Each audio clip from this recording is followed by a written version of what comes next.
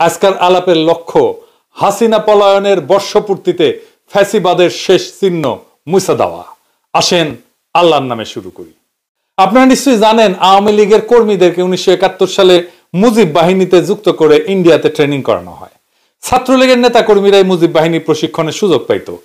আওয়ামী লীগের যে মুখপাত্র ছিল বাংলার বাণী, সেটাও কলকাতা থেকেই ছাপানো হইতো প্রথম। এই মুজিব বাহিনী পরে রক্ষী বাহিনীতে রূপান্তরিত হয়। বাহিনীর সদস্য কে ছিল সেটা দিয়ে বুঝতে পারবেন আওয়ামী জামানায় কার কত পাওয়ার ছিল। হাসানুল হক কিন্তু জাসদ কইরা এত গুরুত্বপূর্ণ কেন ছিল?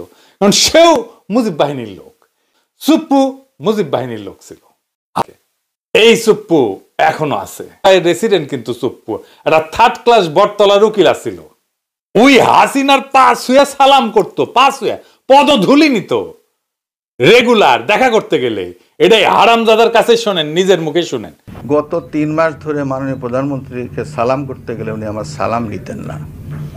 তা আমি দেখতাম যে ওনার চরণের ধুলো আমি পাই না। শুনিছেন কি মাল? এখনো বাংলাদেশের প্রেসিডেন্ট হয়ে আছে। এই হারামজাদার অধীনে আমাদের আগামী নির্বাচন হবে। কি তামাশা! সে ছাত্রলীগ করতো, সে গর্ব ভৈরা বলে। শুনেন, আপনি কি রাজনীতি করতেন? আমি জি মাননীয় প্রধানমন্ত্রী, আমি ছাত্রলীগ করতাম। যে মাফিয়া গুন্ডা বাহিনী আজকে নিষিদ্ধ, ওরে 5ই আগস্টে পাছায় লাথি দিয়া ভাগায় দেওয়া উচিত ছিল, সেটা হয় নাই। সরকার যেন বিপ্লবের অসমাপ্ত কর্তব্য সম্পন্ন করতে পারি, একটা কাজ করলেই সেটা সম্পন্ন হইতে পারে। কি সেটা?